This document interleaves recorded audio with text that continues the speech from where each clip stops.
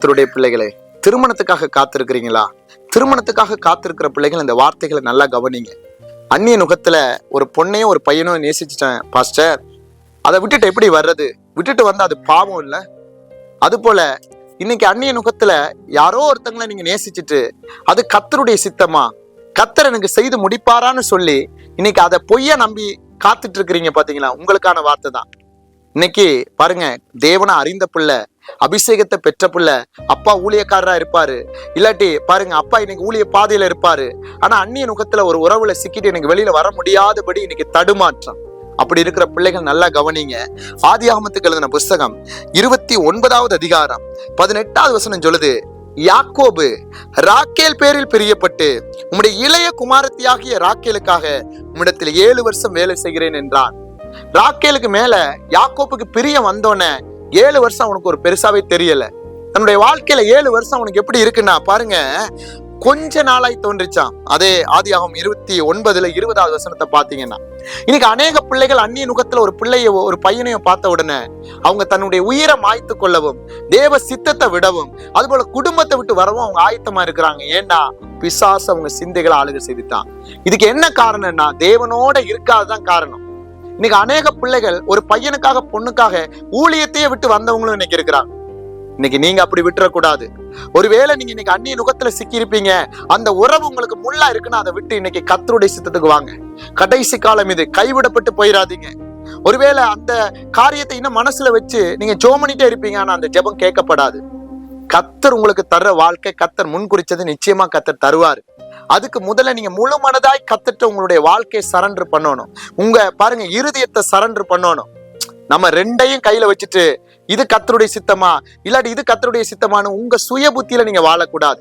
இன்னைக்கு அநேக கிறிஸ்தவ திருமணங்கள் அந்நிய நுகத்துல பிணைக்கப்பட்டு நடந்து 3 மாசத்துல 6 மாசத்துல 1 வாரத்துல பிரிந்ததெல்லாம் இருக்கு. டிவோர்ஸ் வரையும் போய் இன்னைக்கு பிரிந்து அடுத்த திருமணமே இல்லாம இன்னைக்கு அவங்க பாருங்க சோர்ந்து போய் இருக்கிறதும் இருக்கு.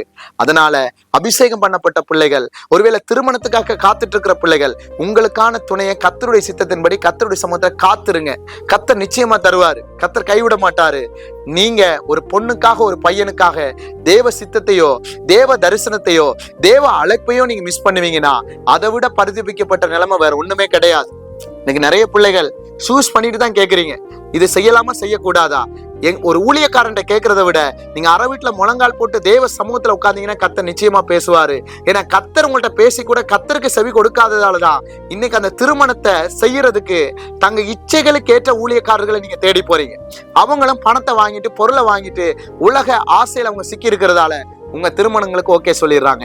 ஒரு தேவனுடைய மனுஷன், தேவனுடைய சமூகத்துல காத்திருக்கிற மனுஷன் முதல்ல நீ தேவ சித்தத்துக்கு ஒப்பு கொடுன்னு தான் சொல்லுவாங்க. தேவ சமூகத்துல காத்திருந்து தான் சொல்லுவாங்க. கர்த்தர் நிச்சயமா தருவார்னு தான் சொல்லுவாங்க. ஆனா பாருங்க, அந்நிய நுகத்தோட பிணைக்கப்படுறதுக்கு உடன்பட மாட்டாங்க. அதால பணத்தையோ பொருளையோ வச்சு உங்க திருமணத்தை என்ன செய்யாதீங்க, திருமணத்தை தீர்மானம் செய்யாதீங்க. கர்த்தருடைய சித்தத்துக்கு ஒப்பு கொடுங்க, கர்த்தருடைய தரிசனத்துக்கு ஒப்பு கொடுங்க. வருஷங்கள் போகட்டும், நாட்கள் போகட்டும், கர்த்தர் அவரை நம்பி இருக்கிற பிள்ளைகளை ஒருபோதும் கைவிட மாட்டாரு. அதனால இந்த யாக்கோபை பாருங்க, 7 வருஷம் முடிஞ்சு திருமணம் நடந்துச்சு. அதே ஆதியாகமத்துக்கு எழுதின புஸ்தகம் நீங்க நல்லா கவனிங்க, 35வது அதிகாரத்துல நீங்க பாத்தீங்கன்னா 19வது வசனத்துல, ராக்கேல் மரித்து பெத்லகேம் என்னும் எப்ராத்தா ஊருக்கு போகிற வழியிலே அடக்கம் பண்ணப்பட்டாள். அவள் பாருங்க பாதியோட அவளுடைய வாழ்க்கை முடிஞ்சிருச்சு. இப்படித்தான் பாருங்க தேவ சித்தம் இல்லாத திருமணம் பண்ற பிள்ளைகள் பாதியில ஒருவேளை கணவனையோ மனைவியோ இழந்து இல்லாட்டி பாதியிலேயே வாழ்க்கை முடிஞ்சு இன்னைக்கு விதவைகளாய் இன்னைக்கு தனித்து இருக்கிறத நம்ம பார்க்க முடியுது. அதனால தேவ சித்தத்துக்கு ஒப்பு கொடுங்க, தேவ தரிசனத்துக்கு ஒப்பு கொடுங்க.